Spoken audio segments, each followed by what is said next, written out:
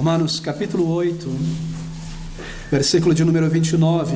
Porque os que dantes conheceu, também os predestinou para serem conformes à imagem de seu Filho, a fim de que ele seja o primogênito entre muitos irmãos. Queridos amigos, o título desta mensagem nesta manhã é Eleição, uma verdade irresistível.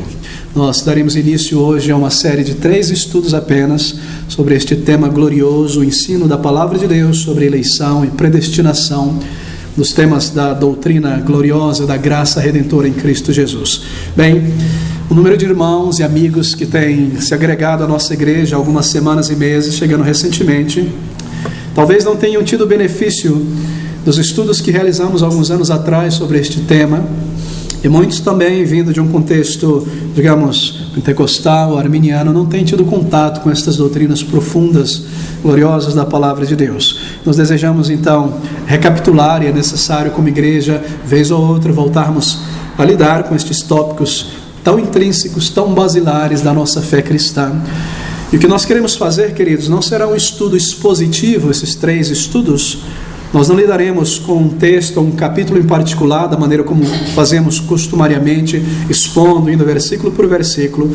Mas o que nós queremos fazer é tomar esse tema, uma única doutrina, isolá-la, colocá-la sobre a lente da Palavra de Deus, das Escrituras, para conhecê-la em detalhes e mais a fundo. É isso que nós iremos fazer nesta manhã e nos próximos domingos pela manhã. Será um estudo um pouco mais técnico, digamos assim, porém não menos bíblico e não menos devocional, porque estamos lidando com a Palavra de Deus e doutrinas escritas aqui pelo Espírito Santo de Deus. Bem, como você sabe, deixe-me começar com estas palavras. Como você sabe, a nossa igreja, aqui, nós somos calvinistas. O que significa dizer que nós cremos naquelas antigas verdades da Palavra de Deus, que tem sido melhor representada pelo título de doutrinas da graça soberana.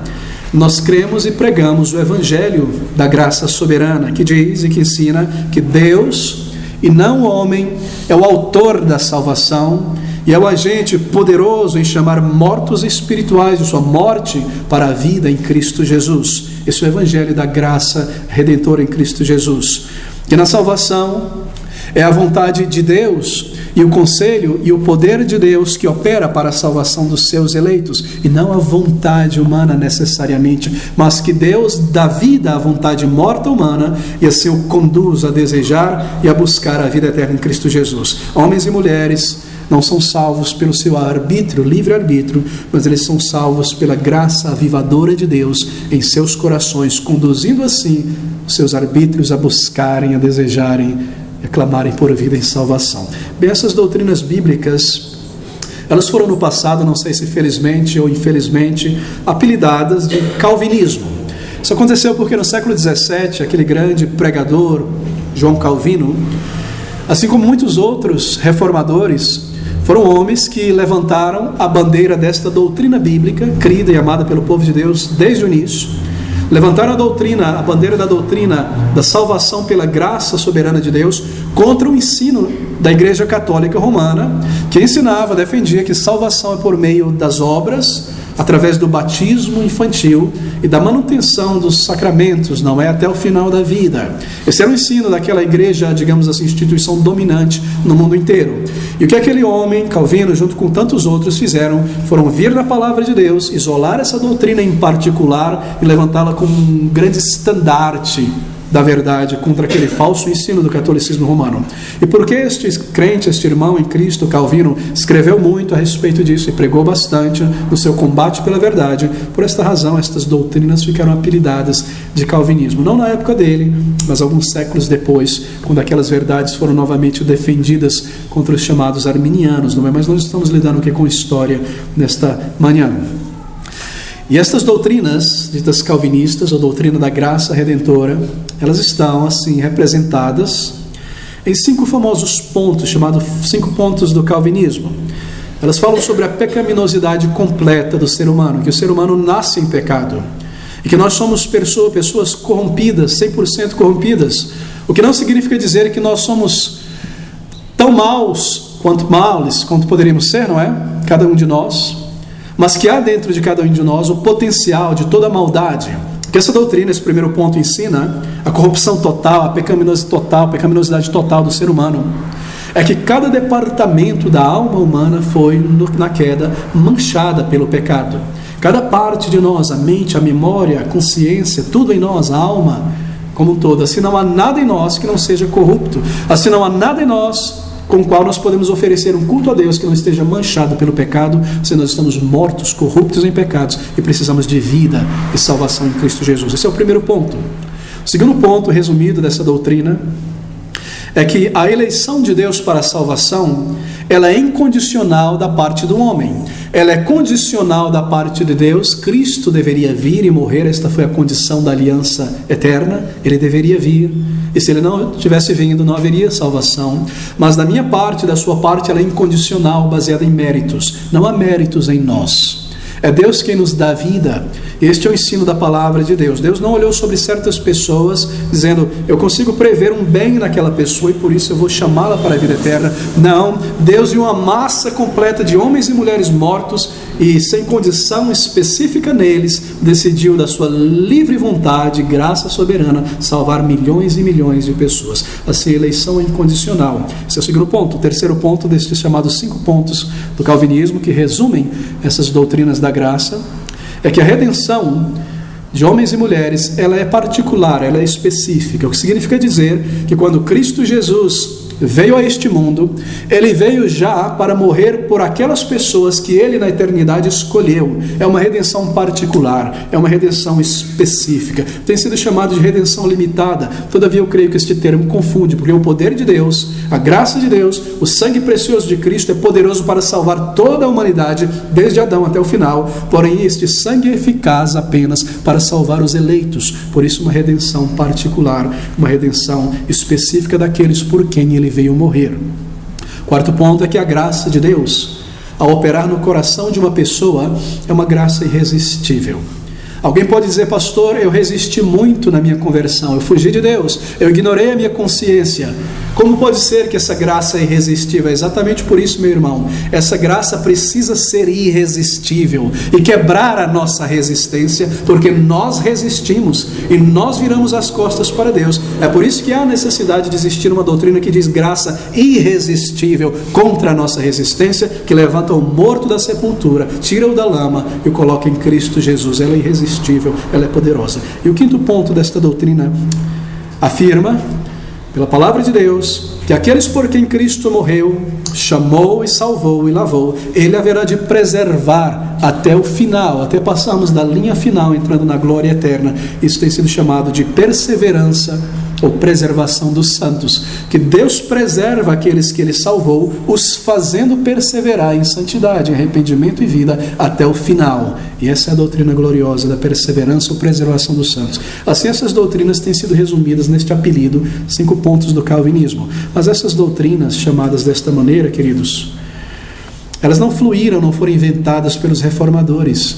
Elas fluem da palavra de Deus. O que eles fizeram foram isolar de alguma maneira este ensino e usá-lo como uma espada contra o falso ensino do catolicismo romano, mas elas estão incrustadas em toda a palavra de Deus, de capa a capa. Salvação nunca foi por obras, nem no Antigo nem no Novo Testamento. Salvação é sempre pela graça de Deus, por meio da fé que Deus dá aos seus eleitos, para que exercitem essa fé em Cristo Jesus, o Salvador. E nós queremos lidar em particular nesta manhã com a doutrina da eleição ou predestinação, fundada na palavra de Deus. Bem, a eleição é um ensino cristalino na palavra de Deus. A origem da palavra de Deus, a origem dessa doutrina na palavra de Deus, ela começa no livro de Gênesis e ela vai até o livro de Apocalipse. Calvino e Lutero, como eu mencionei, não inventaram essas doutrinas, porque ela tem sido uma doutrina crida, amada, vivida, defendida, honrada pelo povo de Deus desde sempre. É um ensino da palavra de Deus. E nesse ensino, no estudo introdutório desta manhã, 3 estudos. Próximo estudo nós veremos como esta ordem da salvação dentro da doutrina da eleição, a maneira como a graça irresistível opera. E no último estudo nós lidaremos com essa grande questão: por que então orar? Por que então evangelizar, se Deus tem determinado na eternidade passada os seus eleitos? Como essas coisas não se contradizem e como no plano de Deus, que conhece o fim desde o começo, Ele determinou que o seu povo evangelizasse e orasse para que Ele cumprisse o seu propósito. Mas, queridos, nós queremos nos voltar para isso então. Eleição. Bem, eleição é uma doutrina. Agora a pergunta deve ser então inicialmente: o que é uma doutrina? Como o ensino na palavra de Deus pode ser isolado e considerado uma doutrina? Bem, uma doutrina é um ensino essencial, basilar na palavra de Deus, um ensino sobre o qual base outros ensinos são construídos, fluem a partir dele. É como a estrutura de um prédio, de uma casa. Você percebe a base estabelecida, não é? E então há as colunas. Entre aquelas colunas é colocado os tijolos, janelas, sobre as colunas, a laje, o telhado, etc. Uma doutrina são como colunas na palavra de Deus, onde várias doutrinas, onde vários ensinos são derivados e construídos. Tudo se organiza em torno de doutrinas na palavra de Deus. É como o esqueleto humano, não é? Os músculos, os tendões estão ligados a esse esqueleto, se sustentam, baseiam-se nelas. Um dos critérios, por exemplo, para se identificar algo como doutrina na palavra de Deus é este: quando um ensino, uma proposição é afirmada, reafirmada, ensinada, reensinada, uma verdade é repetida na palavra de Deus em várias passagens, em muitos textos, em muitos versículos e aplicações, parece que o Espírito Santo, não é, quis colocar uma lente, um holofote sobre este ensino. Assim nós tomamos este ensino como uma doutrina, uma verdade ensinada e afirmada nas páginas da palavra de Deus. Bem, essa é uma definição muito genérica, mas nós podemos compreender uma doutrina desta maneira. Nós vemos as estruturas firmadas e repetidas na palavra de Deus. Doutrina também pode ser entendida como uma âncora. Doutrina é uma âncora que não permite o crente, isso foi a vontade de Deus, colocando doutrinas na palavra de Deus, como uma âncora que não permite que o crente seja, ao longo da história, arrastado pela maré de ensinos vários, criados pela imaginação humana. A doutrina é como uma âncora que nos mantém firme na verdade da palavra de Deus, de modo a não sermos levados por revelações humanas, profecias humanas, silogismos humanos, que são tão plausíveis e atraentes, não é? A doutrina, conhecendo ela, nos finca na verdade como uma âncora, permanecemos nos limites seguros da palavra de Deus. Assim, a doutrina como uma estrutura sólida e como uma âncora preciosa para as nossas almas, para não sermos levados pelo engano de Satanás e os seus filhos e filhas. E essa é uma doutrina, e essa é uma âncora, e essa é uma parte estrutural da palavra de Deus: eleição, predestinação.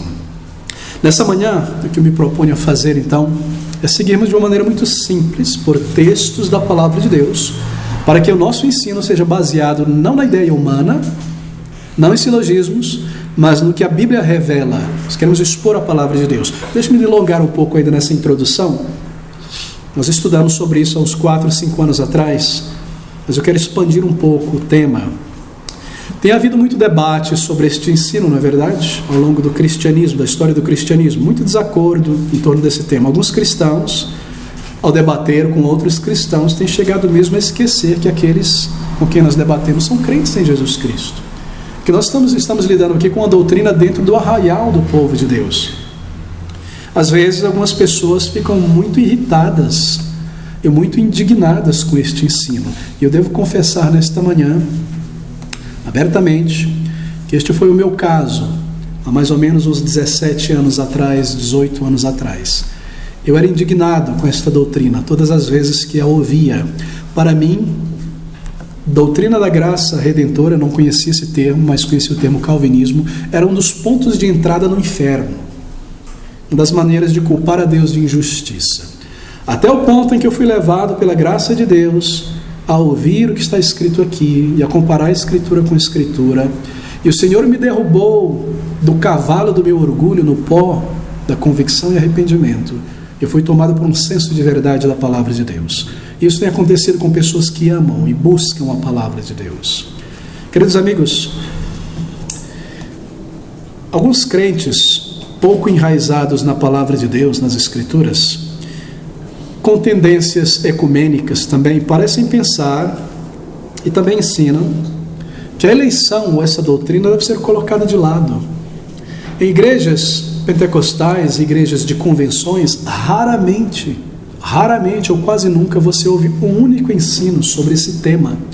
Muitos pastores correm como quem foge da praga desse tema, e por isso não ensinam o povo de Deus todo o conselho de Deus, e este é um deles. Isso está na palavra de Deus. E se nós somos crentes bíblicos nesta manhã, nós devemos buscar conhecer o que Deus revelou aqui e observar a vontade do Senhor.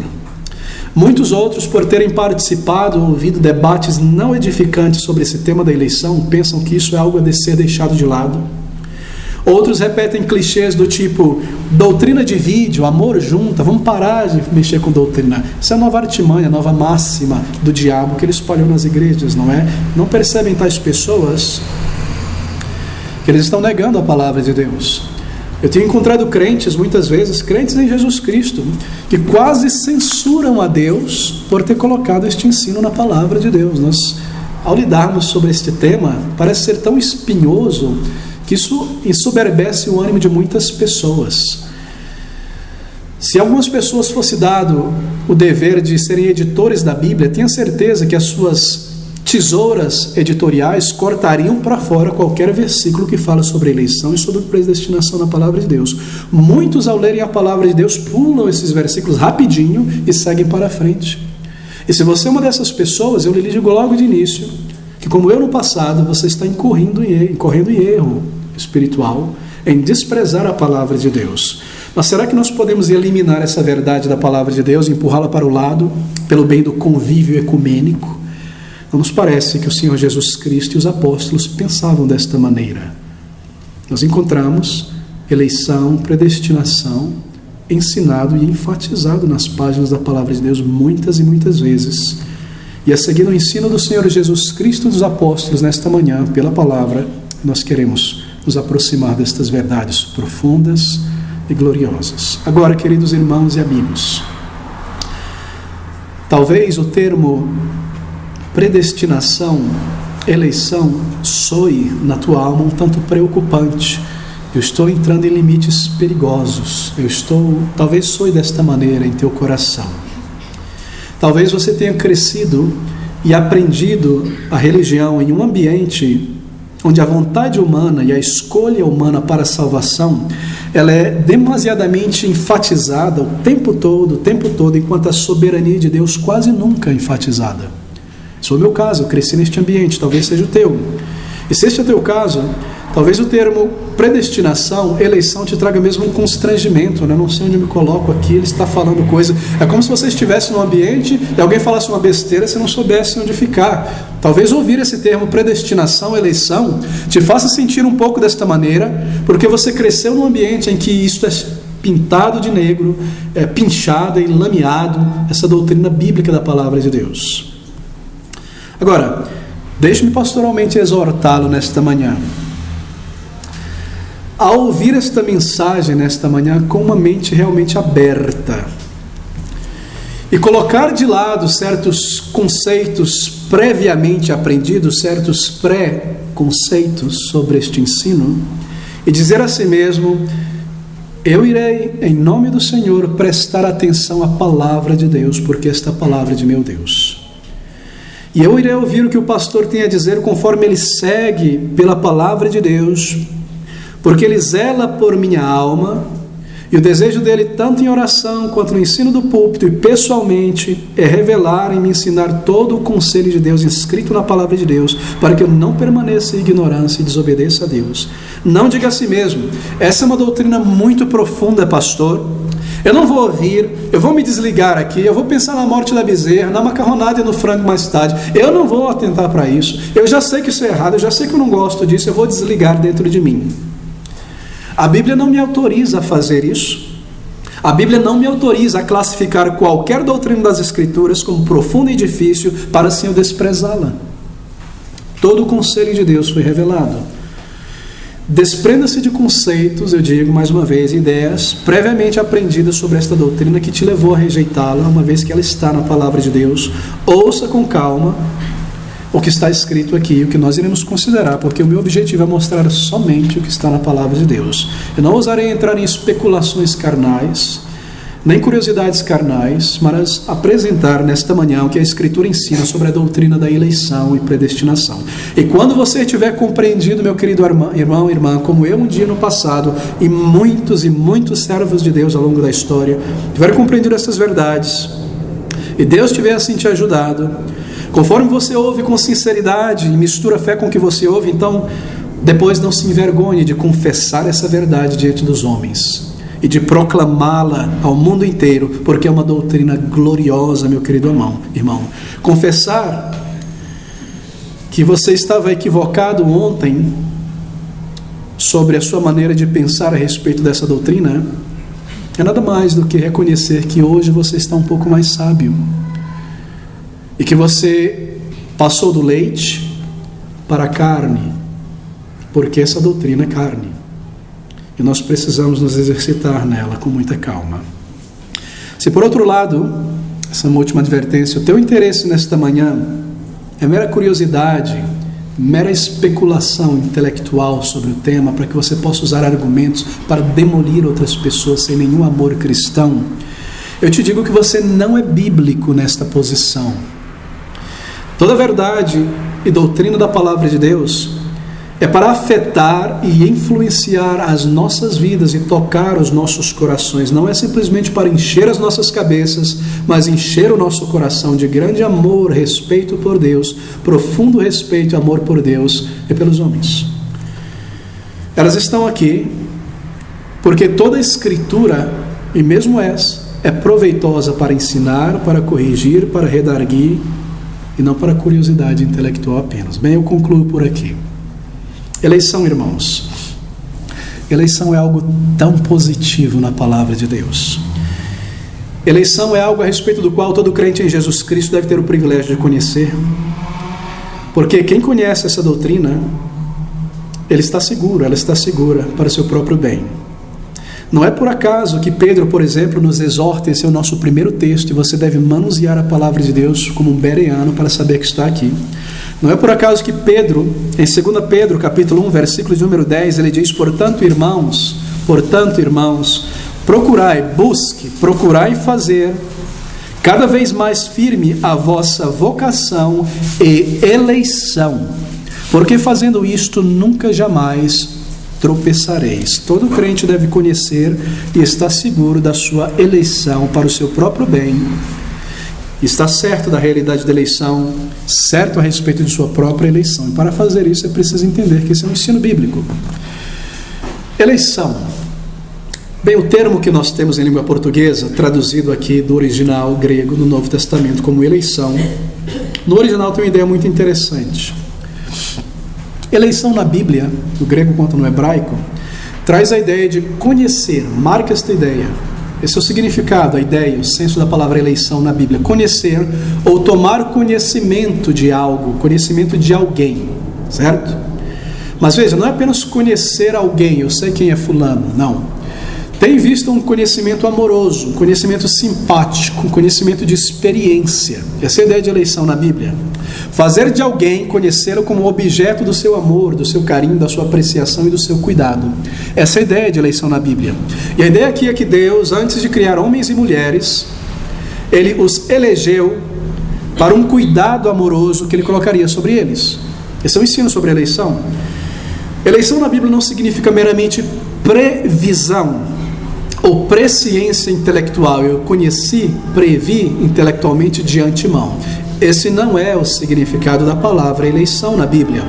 Embora exista na Bíblia o ensino sobre presciência, conhecimento prévio de algo, esse é um dos atributos de Deus em sua onisciência. Deus conhece o fim desde o começo.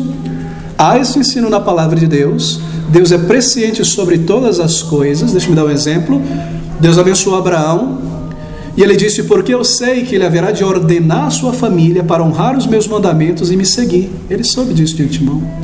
Mas isso não está ligado à salvação. Embora haja um ensino sobre a presciência de Deus na Bíblia, eleição tem a ver com outra coisa na palavra de Deus.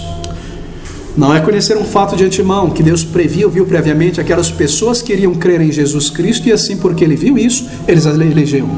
Esse não é um ensino bíblico. Esse é um ensino desenvolvido aí por volta do século XVII, final do século, meados do século XVII, e entrou na igreja.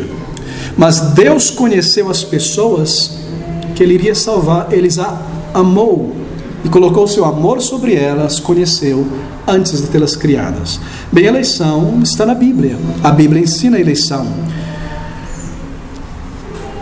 Eleição é um conhecimento prévio de pessoas, e não sobre as ações das pessoas apenas. Se você marcar isso, isso tornará claro. Eleição é um conhecimento prévio da pessoa, mais do que das ações das pessoas. Não é que Deus anteviu as ações, que elas deveriam de crer, por isso Ele elegeu, não. Não é um conhecimento prévio de ações, mas sim de pessoas. Nosso primeiro texto, segundo texto, Romanos, capítulo de número 8, nosso texto dessa manhã, versículo de número 29. Veja a prova, que é um conhecimento de pessoas mais do que o conhecimento de ações, e Ele as elegeu antes de tê-las criadas. Romanos 8, 29, essas palavras: e sabemos que todas as coisas contribuem juntamente para o bem daqueles que amam a Deus, daqueles que são chamados segundo o seu propósito. Porque os que dantes conheceu quem? Versículo 28 nos diz: aqueles, pessoas, aqueles, os que dantes conheceu, também os predestinou para serem conformes à imagem de seu Filho. Ou seja, um conhecimento de pessoas, não meramente um conhecimento de ações. Queridos amigos, se Ele amou tais pessoas na eternidade, então Ele as conheceu, Ele as conheceu ali e as escolheu ali. E isso Ele fez mesmo antes de qualquer ação delas, percebe? Não é presciência de uma ação que elas iriam realizar. Esse é o ensino da Bíblia. Ele conheceu pessoas e amou essas pessoas e determinou que elas seriam salvas. Não é que Ele viu que certas pessoas haveriam de crer, eu volto a repetir, e porque Ele viu que isso aconteceria, ação, então Ele as predestinou para a salvação, não. Mas que Ele predestinou essas pessoas para que elas crescem. Ele não viu que iríamos ter fé, então Ele determinou que iríamos ser salvos. Mas Ele determinou no passado que Ele daria fé a essas pessoas para que crescem e fossem salvos. Efésios 2, 8 e 9. Porque pela graça de Deus, isto é, sois salvos por meio da fé. E isto que a fé não vem de vós, é um dom de Deus. Percebeu? Ele determinou que daria fé a elas, para que crescem e fossem salvos. Pela graça de Deus, não obras, sois salvos por meio da fé. E isto, a fé, não vem de vós, é um dom de Deus, aqueles a quem Ele haverá de salvar. Eleição é eleger, obviamente. Eleição significa separar, selecionar, escolher entre outros. Tomar um, deixar outro. Isso é eleger. Você elegeu hoje pela manhã a roupa que você iria usar nesta manhã e deixou outras lá no armário. Todas elas estavam ali de antemão. Eleição é isso, é uma doutrina bíblica que ensina que Deus tem separado o número de homens e mulheres e também de anjos eleitos para serem os objetos de sua graça e salvação. Enquanto que outros são deixados, observe, no estado em que se encontram para receberem justa punição por seus pecados.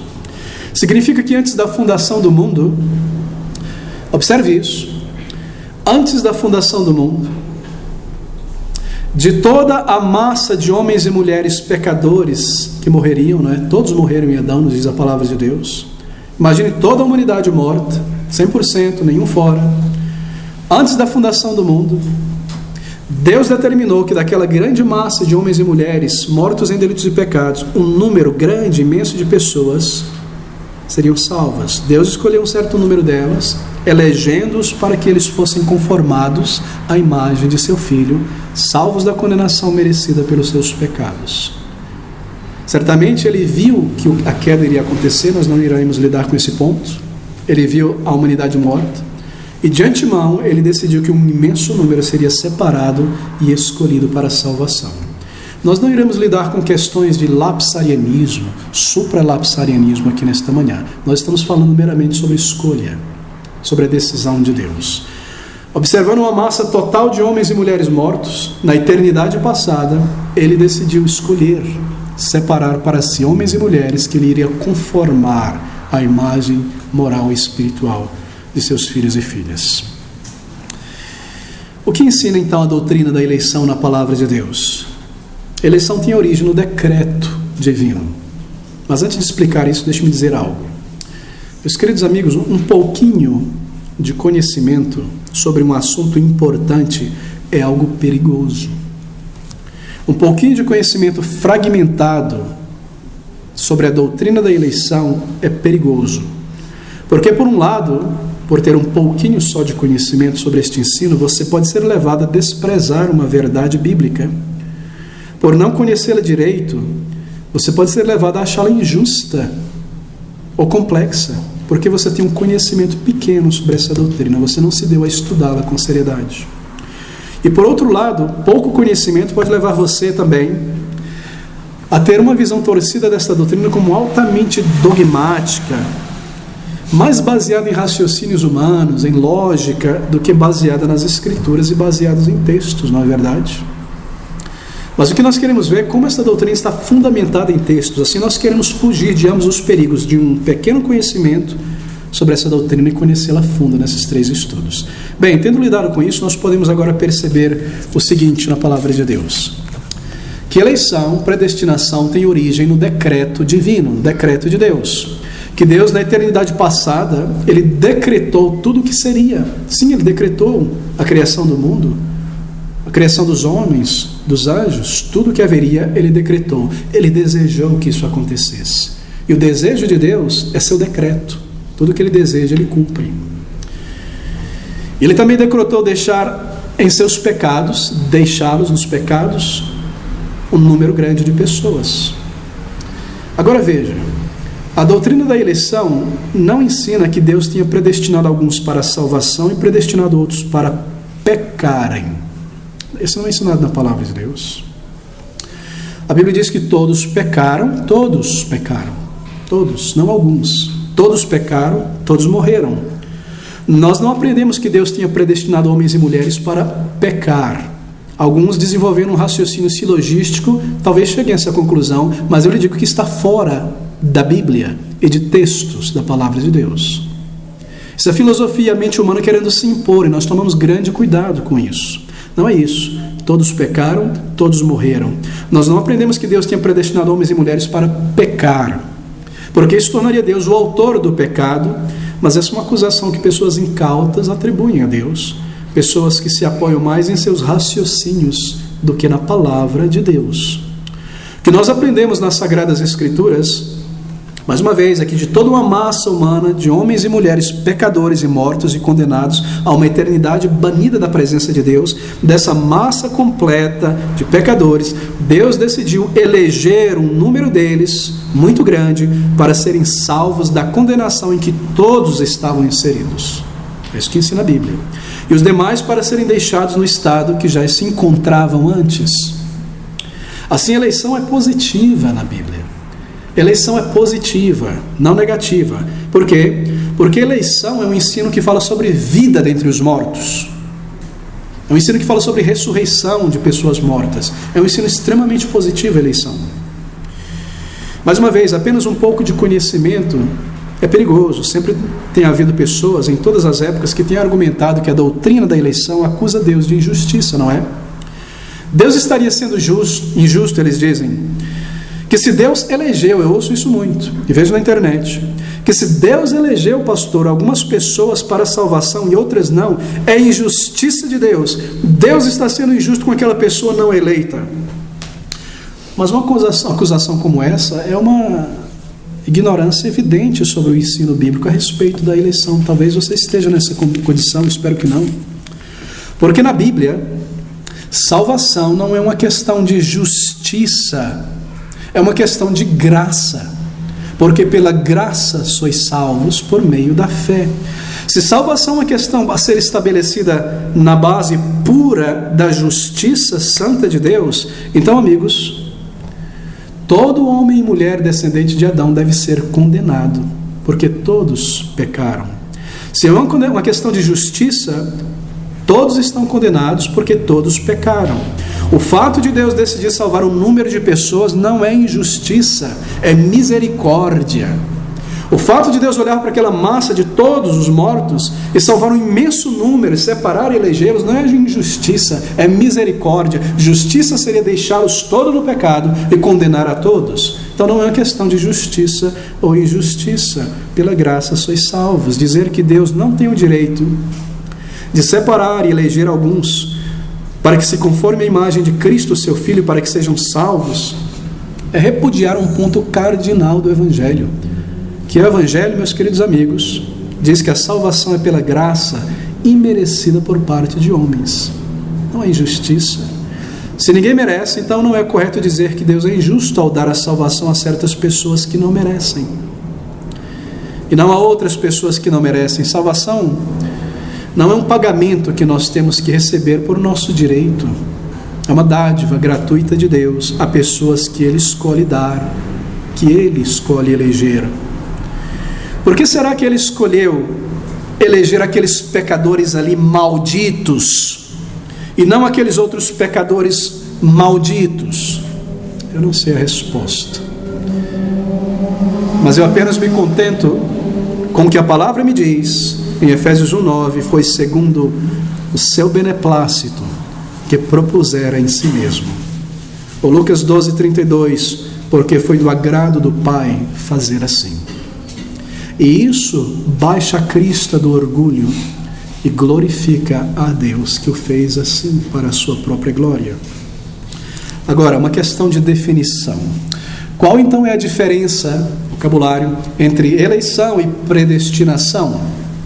As palavras, elas são intercambiáveis na Bíblia, são sinônimas, usadas às vezes para significar a mesma coisa. Predestinação apenas significa que a eleição das pessoas foi feita previamente.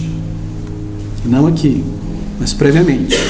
Que Deus elegeu pessoas para a salvação antes mesmo delas existirem.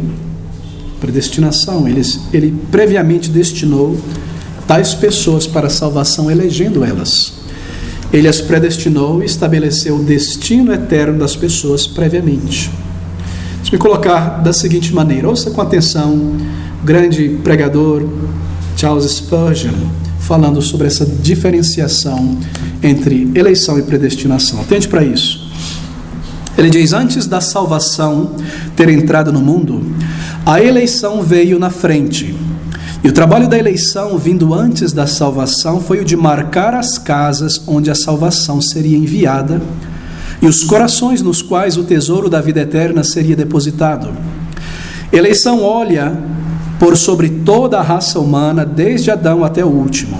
Eleição olhou e marcou com um sinal sagrado aqueles para quem a salvação foi designada. Eleição foi por todos os cantos do mundo pecador, de Jerusalém, a Judéia até os confins da terra, e em todas as épocas. Então, uma vez que a eleição fez isso, veio na sequência a predestinação. Enquanto que a eleição marcou as casas para onde deveria viajar a salvação, a predestinação mapeou o caminho e as ruas onde a salvação deveria viajar e percorrer até chegar àquela casa. Predestinação ordenou cada passo do grande exército da salvação.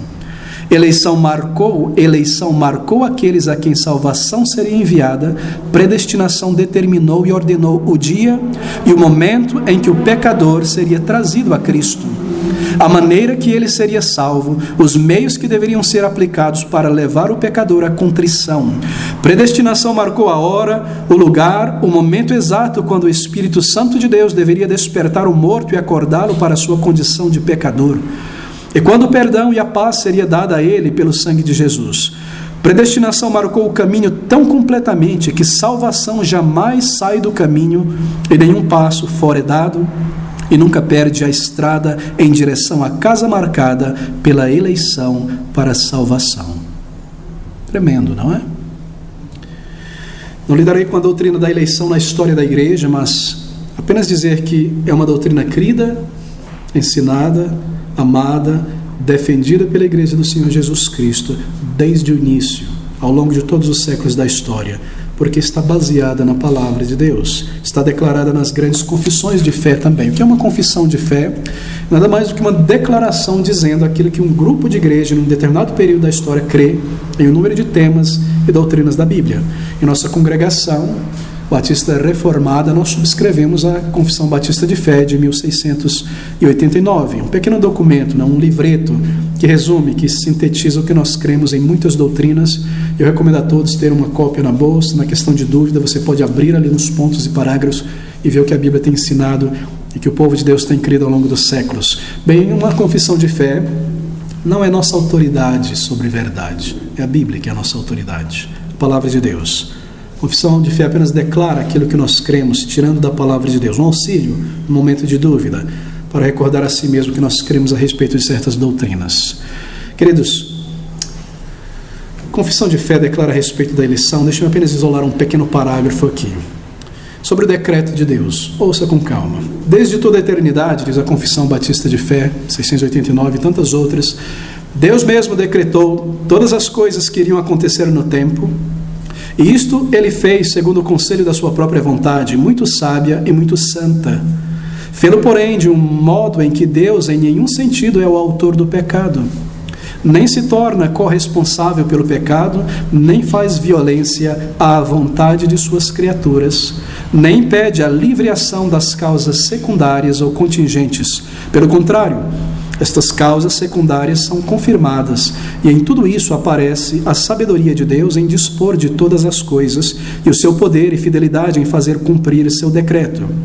Pelo decreto e pela manifestação da glória de Deus, alguns homens e alguns anjos são predestinados ou pré-ordenados para a vida eterna através de Jesus Cristo, para louvor da sua graça e glória. Os demais são deixados em seu pecado, agindo para sua própria e justa condenação, e isto para louvor da justiça e glória de Deus. Estou aqui, a igreja do Senhor Jesus tem crido, não é? Às vezes verdades como essas são muito severas. Todavia, queridos, são questões de vida e de morte, de santidade, de justiça e de glória de Deus. E quando nós nos tornamos pessoas adultas na palavra de Deus, nós encaramos estas verdades e damos glórias ao Senhor e obedecemos ao que Ele ensina na palavra de Deus. A Bíblia ensina a eleição de capa a capa. A Bíblia está cheia dela. É uma das doutrinas fundamentais da Bíblia, uma daquelas grandes colunas da palavra de Deus que não pode ser desprezada. Mas a nossa fé, como eu disse, não está fundamentada em confissões de fé. Por isso eu me volto agora, bem rapidamente, para um grande número de textos. Eu gostaria que você estivesse pronto para abrirmos juntos. Quero que você agora veja um número de textos na Bíblia onde os crentes são chamados de eleitos. Porque se as pessoas são chamadas de eleitas na palavra de Deus, não se pode duvidar que deve haver uma eleição. Se o Senhor Jesus Cristo e os apóstolos costumavam chamar crentes continuamente de eleitos de Deus, é porque é exatamente isso que eles são. Um crente é um eleito de Deus antes da fundação do mundo. De outra maneira, o termo eleito na Bíblia ele seria vazio, ele não teria qualquer significado, não é verdade? Eu vou apenas apresentá-los sem comentar, para que você primeiramente perceba a presença deste ensino na Bíblia. Marcos capítulo 13, versículo de número 20, 22 e 27. Marcos 13, versículo de número 20. E se o Senhor não abreviasse aqueles dias, nenhuma carne se salvaria. Mas, por causa dos eleitos que escolheu, abreviou aqueles dias. 22. Porque se levantarão falsos cristos e falsos profetas e farão sinais e prodígios para enganarem, se for possível, até os escolhidos. Versículo número 27. E ele enviará os seus anjos e ajuntará os seus escolhidos desde os quatro ventos, da extremidade da terra até a extremidade do céu. Escolhidos, escolhidos, escolhidos. Por eles Cristo morreu e os preservará. Lucas 18, versículo 7. Tome nota, você pode retornar a isso durante a semana. Estamos seguindo por um estudo um tanto técnico nesta manhã, mas são verdades bíblicas que devem fluir para dentro de nossa alma. Lucas 18, versículo de número 7. E Deus não fará justiça aos seus escolhidos que clamam a Ele de dia e de noite, ainda que tardio para com eles.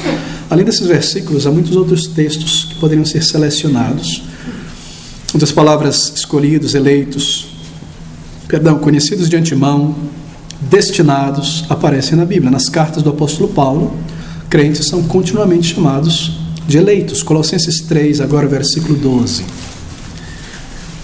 Revesti-vos, pois, como aquilo que vocês são, eleitos de Deus, santos e amados, de entranhas de misericórdia, de benignidade, humildade, mansidão, longanimidade. Um pouco mais para frente, Tito 1:1.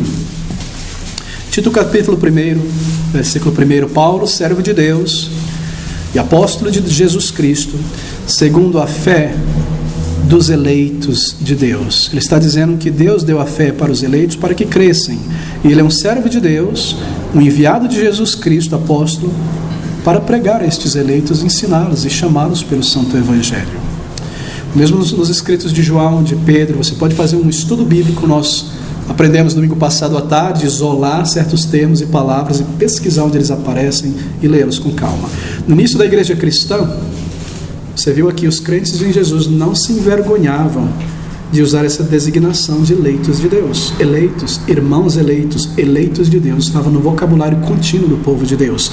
Eles entendiam muito bem essa doutrina que era ensinada pelos apóstolos, e eles permaneciam na doutrina dos apóstolos, que a sua salvação foi consequência e resultado de sua eleição. Assim eles eram todos eleitos de Deus. E quando nós aprendemos isso, é de se admirar, não é, que essa doutrina tenha sido esquecida por muitos, denegrida por outros, e que alguns líderes chegam ao ponto de ensinar que a Bíblia não ensina a eleição, predestinação de pessoas para a salvação. Outros versículos que provam a veracidade da doutrina. João 15,16. João 15,16. Não me escolhestes vós a mim, mas eu vos escolhi a vós e vos nomeei para que vades e deis frutos, e o vosso fruto permaneça, a fim de que tudo quanto em meu nome pedirdes ao Pai, Ele vos concederá. Pastor, Ele escolheu aqueles homens, apóstolos, enquanto Ele estava aqui na terra. Ele abraçou, chamou, não é verdade?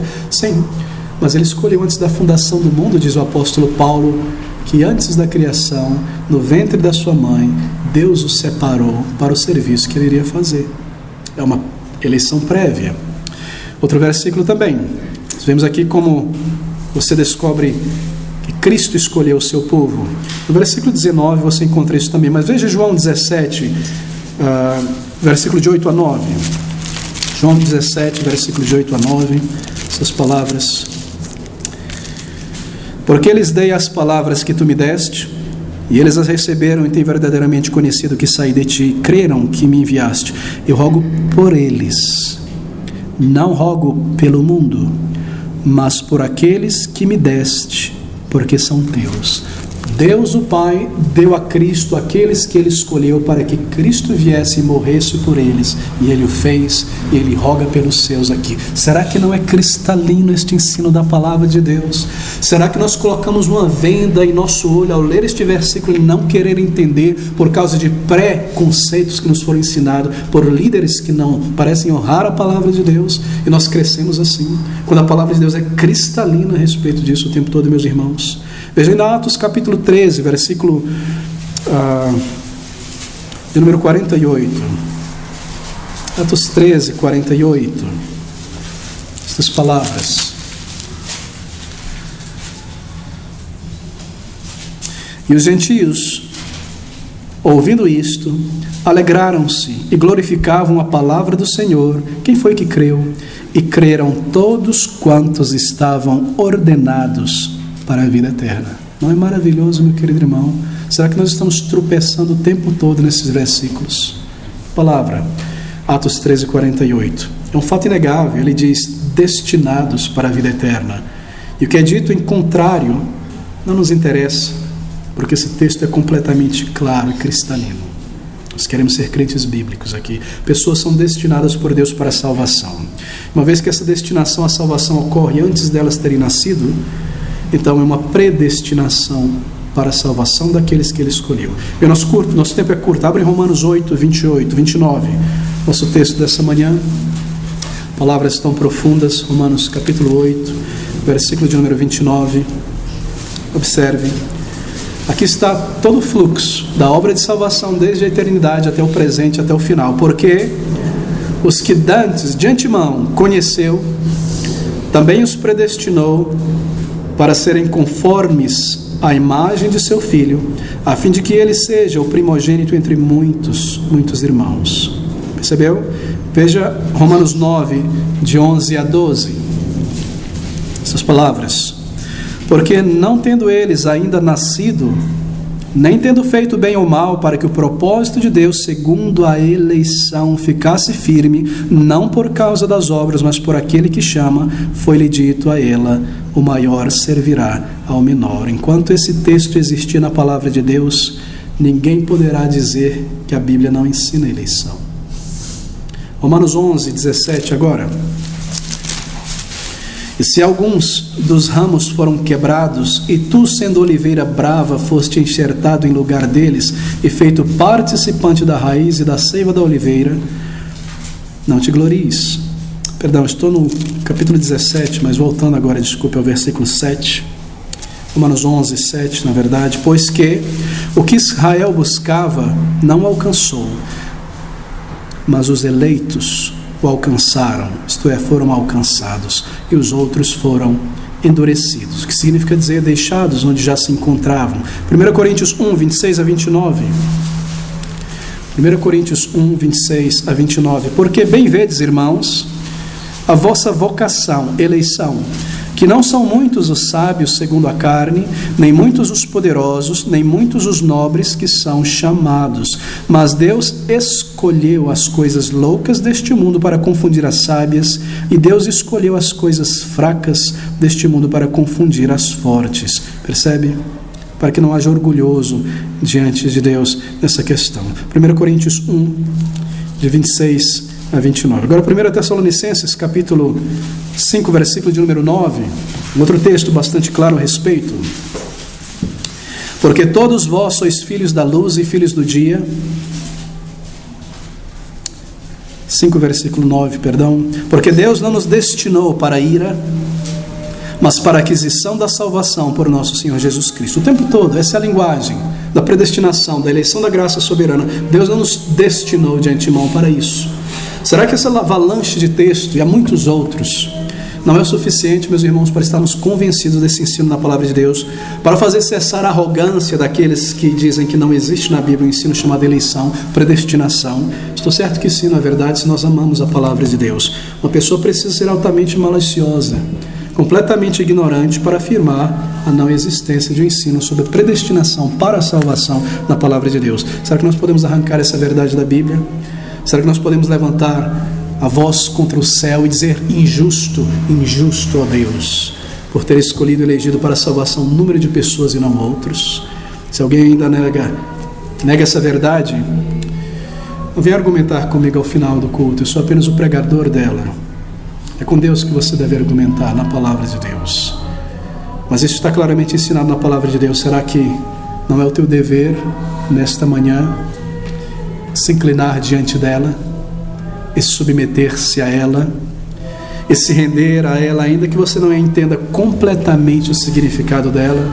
Certamente que sim, não é? A palavra de Deus nos diz isso em Romanos capítulo 9, versículo de número 20 ao versículo de número 21. Que palavras tão tremendas do Senhor aqui. Romanos capítulo 9, 20 a 21. Mas, ó homem, quem és tu, que a Deus replicas? Porventura a coisa formada dirá o que a formou: por que me fizeste assim? Ou não tem o oleiro poder sobre o barro, para da mesma massa fazer um vaso para honra e outro para desonra? Quantos tipos de eleição existem na Bíblia? Bem, nossos oponentes querem afirmar que se existe eleição na Bíblia, é apenas uma eleição missionária, eles dizem. Apenas a nação de Israel como uma missão. Foram eleitos para uma missão no mundo. Não há tal coisa como eleição de indivíduos para a salvação, eles dizem. A Bíblia fala de eleição em mais de um sentido, na verdade. Primeiro, a eleição de Israel como povo para os privilégios especiais do serviço ao Senhor. Eu leio rapidamente Deuteronômio 7, 6 e 7. Porque povo santo és ao Senhor teu Deus, o Senhor teu Deus te escolheu, para que ele fosse o seu povo especial de todos os povos que há sobre a face da terra. O Senhor não tomou prazer em vós, nem vos escolheu porque a vossa multidão era mais do que a de todos os outros povos. Não há méritos, pois vós éreis menos em número do que todos os povos. Sim, a eleição de Israel para uma missão. Mas segundo, há uma eleição de indivíduos para certos ofícios ou realização de alguns serviços especiais também na Bíblia. Nós estamos indo pelo estudo da palavra de Deus. Por exemplo, Moisés, em Êxodo 3, na sarça ardente, foi eleito para ser enviado por Deus. Os sacerdotes, em Deuteronômio 18:5, os reis, em 1 Samuel 10:20, os profetas, em Jeremias 1:5, e os apóstolos, em João 6:70, todos eles individualmente foram eleitos para uma missão. Mas há, por último, queridos, ensinado com toda clareza na palavra de Deus, a eleição de indivíduos para a salvação. Eleição de indivíduos para serem filhos de Deus, herdeiros da glória de Deus. Mateus 22:14, Romanos 11:15, 1 Coríntios 1:27 e 28, Efésios 1:4, 1 Tessalonicenses 1:4 e todos os textos que nós já mencionamos. E esta eleição de indivíduos é considerada parte da predestinação de Deus, que tais pessoas sendo eleitas para a salvação tiveram o seu destino previamente estabelecido para que fossem salvos. Sim, nós distinguimos entre eleição missiológica, missionária, Israel, nacional, e de indivíduos para certos ofícios e tarefas, mas está claro o ensino de uma eleição soteriológica para a salvação. Assim erram, enganam almas e transtornam a doutrina e o povo de Deus, aqueles líderes que ensinam que existe um ensino sobre eleição na Bíblia que é apenas missiológico, Israel ou para uma missão, mas que não é uma eleição soteriológica de indivíduos para a salvação. Veja, querido amigo, apenas uma questão aqui já de lógica e raciocínio, não é? Uma atitude bastante nessa, incoerente para um pastor tentar afirmar a eleição de nações inteiras, mas desacreditar a eleição de indivíduos. Do que se compõe uma nação, senão de indivíduos? Deus escolhe Israel como uma nação para uma missão, mas dentro daquele Israel da nação, nós lemos que Deus escolheu e separou 7.000 que não dobraram seus joelhos a Baal para salvá-los. Ele escolheu de toda aquela nação pervertida, idólatra. E mesmo com Daniel, indivíduos, Mesaque, Sadraque, Abednego, indivíduos. Se Deus chama a igreja de uma nação santa, povo adquirido, eleito, é porque Ele escolheu indivíduos, aquele indivíduo, aquela senhora, aquele rapaz, e tornou uma igreja, assim um conjunto eleito, uma nação santa e gloriosa, feita de indivíduos salvos, chamados por Deus. E assim Ele formou a sua igreja, composta de indivíduos salvos pessoalmente eleitos para a salvação, tornando-se uma nação salva, eleita por Deus. Algumas características, então nós corremos para o fim da eleição. O ensino bíblico é que a eleição não depende do indivíduo ou qualquer coisa na pessoa que será salva. Há muitos textos, Efésios 2, 8 e 9 é um deles. Pela graça sois salvos, por meio da fé. Isto não vem de vós, é dom de Deus. Segundo, a eleição é eterna. Jeremias 31, versículo de número 3. Com amor eterno te salvei. Seu amor eterno, ele durará eternamente. E não enquanto durar, como diz a poesia, não é? Ele durará, porque Deus é eterno, embora o nosso amor não seja. Ele preservará o amor em nossos corações. Sim, se refere a Israel no Antigo Testamento, mas lembre-se, Israel é uma figura da igreja. E a igreja, obviamente, é composta de indivíduos eleitos. Assim Deus amou seus eleitos individualmente, ainda na eternidade passada. Terceiro, santificação é a característica de uma pessoa eleita. É a marca de uma pessoa eleita. É assim que você sabe que aquela pessoa foi eleita. 1 Tessalonicenses, capítulo 2, versículo de número 13. 1 Tessalonicenses 2, 13. Por isso também damos sem cessar graças a Deus, pois, havendo recebido de nós a palavra da pregação de Deus, e recebestes não como palavra de homens, mas segundo é na verdade, como palavra de Deus, a qual também opera em vós, os que crestes. Opera santificação, opera transformação. Agora um texto ainda mais claro, e por coincidência, no mesmo versículo, vire a página para 2 Tessalonicenses, capítulo 2, versículo 13, parece que Paulo está repetindo o mesmo ensino, não é? Mas devemos sempre dar graças a Deus por vós, irmãos amados do Senhor, por vos ter Deus elegido desde o princípio, para quê? Para a salvação em santificação do Espírito e fé da verdade. É assim que nós sabemos que uma pessoa foi eleita. O Espírito Santo de Deus habita naquela pessoa e o resultado é santificação. Quarto, eleição produz frutos, porque humildece o ser humano. dá toda a glória a Deus e nenhum mérito ao ser humano. Diz que não foi nada em mim, nenhum mérito em mim, pura graça que me alcançou. É por isso que essa é uma doutrina detestada por pessoas carnais, porque humilha o orgulho e o intelecto das pessoas, não é verdade? Elas detestam. Não há maior prova de orgulho quando as pessoas rangem os dentes contra essa doutrina. Se você deseja uma humildade mais profunda, estude a doutrina da eleição. Aquele que se sente orgulhoso de sua eleição é porque não é um dos eleitos de Deus. Não conheceu essa doutrina profundamente. A eleição torna um crente uma pessoa destemida também, meus queridos irmãos. Não há uma pessoa mais destemida de uma pessoa que compreende a sua eleição. Não há alguém tão ousado e destemido quanto alguém que crê que está certo do que foi escolhido, que foi amado e que nem espada, nem bala, nem franzida fase pode o separar do amor de Deus. Não é maravilhoso sair às ruas e pregar o Evangelho em qualquer situação? Eu fui salvo, eu fui eleito, que segurança. Aqueles homens do passado que pregavam a palavra de Deus com grande ousadia eram influenciados por essa certeza: nada o que aconteça, eu fui chamado por Deus, eu vou pregar o seu Evangelho, nada me separará do amor de Deus. Que profunda certeza! A pessoa, quando está incerta de sua salvação, ela é tímida, ela não consegue pregar o Evangelho. Como eu posso oferecer a alguém algo que eu não tenho? Eu não sei, cabisbaixo, não adoro, não louvo, andando em círculo. Mas a pessoa que aperfeiçoa a sua vocação, está certo da sua eleição, é vitorioso no Evangelho, na vida cristã, no serviço do Senhor, amando a Cristo, pregando o Evangelho, andando como um soldado neste mundo, o embaixador do reino de Cristo, seguro em sua fé. Eleição torna um crente destemido. Ele sabe, ela sabe do seu destino eterno. Nem a reprovação dos homens, nem o louvor, nem o aplauso dos homens. Ele prega, ela evangeliza, não para agradar homens, mas para cumprir a vontade de Deus e chamar os eleitos de Deus. Por acaso estes homens estão temendo franzir a face das pessoas? Ou temendo o desdém, a fofoca, a maledicência e as picuinhas, as palavrinhas contrárias? Meu querido amigo, quando você conhece a sua eleição, você prega a palavra de Deus com esta certeza que Deus haverá de chamar os seus eleitos e haverá de endurecer o coração do frio, que rejeita a palavra de Deus. As coisas são certas no reino de Deus e a palavra de Deus é assim. Isso nos enche de grande vigor e grande certeza e grande ousadia para pregar o Evangelho.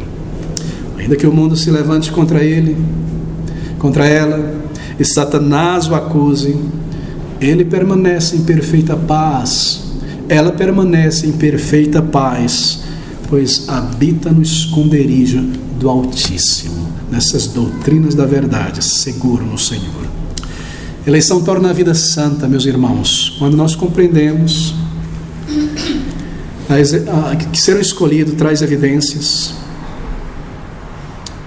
Então, um crente diz a si mesmo: eu sou um eleito de Deus. Deveria eu me entregar a essa tentação? Deveria eu me entregar a este pecado quando Deus me escolheu? Eleição traz isso. Pecar contra Deus que tanto me amou mesmo antes da fundação do mundo e desonrá-lo na frente deste computador, dessa televisão, dessa conversação. Poderia eu, um eleito de Deus, manchar as minhas vestes que foram lavadas pelo sangue precioso de Cristo, quando um dia eu entrarei na presença do Cordeiro, sendo amado por Ele antes da fundação do mundo, tendo meu nome em sua mão naquela cruz em seu coração?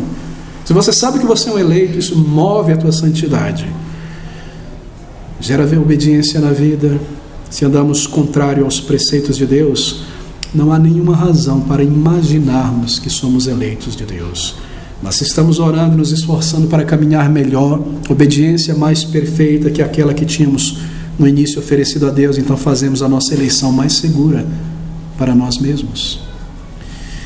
Leva a perseverança na fé. Um eleito é uma pessoa santa, uma pessoa que não é perfeita, não é pura, não é imaculada, mas alguém que persevera em santificação. Eu fui eleito por Deus.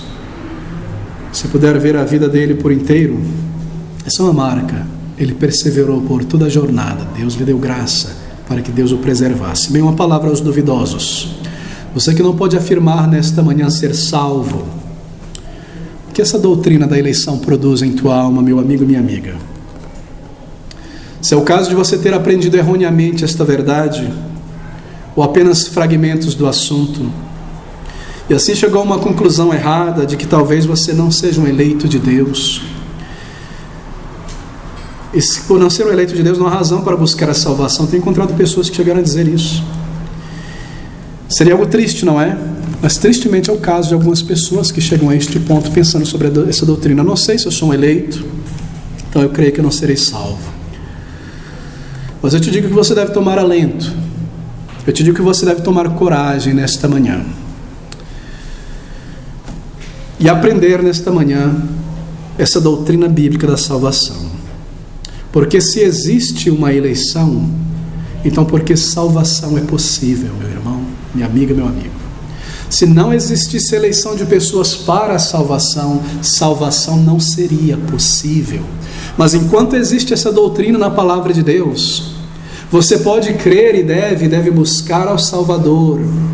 Se há um desejo profundo em tua alma por perdão no íntimo do teu ser, se há um desejo por reconciliação com Deus e paz e vida eterna, embora a tua mente não percebe, não entende com clareza como eleição se aplica à minha vida, mas se há em tua alma este desejo, é porque há uma salvação preparada para você e você deve clamar a Deus por ela e vir a Ele. Se você vier àquela salvação que Ele preparou, Ele lhe dará. Assim não demore. Creia no que a palavra de Deus diz, porque se é verdade aquilo que o Senhor Jesus Cristo disse, que ninguém virá a mim, a Ele, a não ser o que? Aqueles que o Pai me enviar, eleitos, vierem, eu salvarei. Porque se isso é verdade e é eleição, também é verdade dos lábios de Cristo a mesma afirmação que diz: todo que vier a mim, de maneira nenhuma o lançarei fora. Seja bíblico, e ser bíblico não é buscar uma filosofia fora para interpretar estes versículos, mas é crer, ainda embora na minha pequeníssima mente eu não consiga compreender e atar essa corda em um nó só, em uma corda só. Eu creio no que Cristo diz, eu sei que Ele chamou os seus eleitos, mas eu sei que Ele está dizendo que se eu vier a Ele, Ele me salvará. Ele me dará o perdão, Ele me dará a vida eterna. Ser um crente bíblico é crer no que a palavra de Deus diz. Venha a Ele, meu querido amigo, creia nele. Olhe não para si e nem as tuas dúvidas, mas olhe para o Senhor Jesus. Dirige a tua alma a Ele, clame a Ele e Ele te salvará. Porque se de fato existe uma eleição, então existe salvação. Se não existe salvação, não existe eleição, salvação seria impossível. Você e eu poderíamos dizer: como poderia ser salvo se ninguém foi escolhido? Mas quando a Bíblia ensina que há um imenso número, incontável, de pessoas eleitas, que ninguém pode contar, então você pode se animar e deixar de lado a melancolia e orar de toda a tua alma, um clamor do coração a Deus, porque você pode muito bem ser um dos eleitos. E se você vier, e se você o buscar, você saberá. Mas não fique só em pensamento, vá ao Senhor, peça a Ele, rogue a Ele, veja a tua necessidade, rogue, clame ao Senhor. Se você fizer, meu querido amigo, eu volto a repetir, como um pregador nesta manhã, o meu Salvador lhe garante, Ele lhe receberá. Ore a Ele e você saberá. Deixa-me terminar aqui. Volte-se comigo para Romanos 8, versículo 20, nosso texto inicial nesta manhã. Observe como esta obra da salvação, ela tem um processo, ela começa na eternidade e ela termina na eternidade. Romanos capítulo 8, 20 a 30, verdade, a partir do versículo 29, 28, e sabemos que todas as coisas contribuem juntamente para o bem daqueles que amam a Deus, daqueles que são chamados segundo o seu propósito. Porque os que dantes conheceu, os predestinou para serem conformes à imagem de seu Filho, a fim de que ele, o Filho, seja o primogênito entre muitos irmãos. E os que predestinou, a estes também chamou. E aos que chamou, a estes também justificou. E aos que justificou, a estes também glorificou. E Ele irá fazer na glória eterna. E se você me perguntasse nessa manhã, como pode ser isso? Que eu espere um dia estar na glória eterna com meu Salvador. Como pode ser isso, que você pode afirmar isso na glória eterna, um pecador vil como você? E a resposta é: eu fui justificado pelos méritos de Cristo. E se você me perguntasse como é possível, então, um pecador como eu ser feito justo, um injusto como eu ser justificado, a resposta é porque eu fui eleito. E se você me perguntar por que eu fui eleito, a resposta é porque eu fui predestinado por Deus para isso. E se você me perguntar por que eu fui predestinado, logo eu, pobre, miserável, pecador, quando há tantas pessoas melhores, mais capazes do que eu no mundo, a resposta é que Ele me amou. E se você me perguntar por que Ele me amou, então, querido amigo, eu não tenho resposta. Mas eu me contento com a palavra de Deus em Lucas 12:32. Porque foi do agrado do Pai fazer assim. E me maravilho nesta manhã que Ele tenha olhado sobre mim e amado uma pessoa como eu neste mundo e me chamado. Querido amigo, se às vezes crente em Jesus Cristo te faz pensar e cair o queixo e dar nó na cabeça, como pode ter Deus amado uma pessoa pecadora, um inimigo de Deus, uma pessoa vil, violenta, rebelde, sujo? Como Ele pode ter colocado seu amor sobre um pedaço de sujeira imunda como essa? Ele estaria amando o pecado e coadunando com o pecado. Ó, querido amigo, a resposta é essa. Ele viu aquilo que Ele realizaria em minha vida. Ele colocou seus olhos, o seu amor no produto final, limpo, transformado, salvo. Ele viu aquilo que Ele faria e Ele amou o resultado da sua obra e Ele salvou. Foi assim que Ele amou. Ele viu o produto e o fruto do seu trabalho e Ele amou este fruto. Ele pôs o seu amor sobre a sua obra que Ele realizaria em nós. Nestas palavras, porque os que dantes conheceu também os predestinou para serem conformes à imagem de seu Filho. Ele viu a imagem de seu Filho nelas, salvos, limpos, transformados, a fim de que Ele, Jesus, a glória dada a Ele, seja o primogênito entre muitos irmãos, e os que predestinou a estes também chamou na eternidade, e aos que chamou a estes também justificou no tempo, dando os méritos de Cristo, e aos que justificou a estes também glorificou. Ele fala sobre a eternidade, a salvação concluída na eternidade, de eternidade a eternidade, por causa de Cristo Jesus. A sua graça e o seu amor. É Deus injusto? Não, é misericordioso.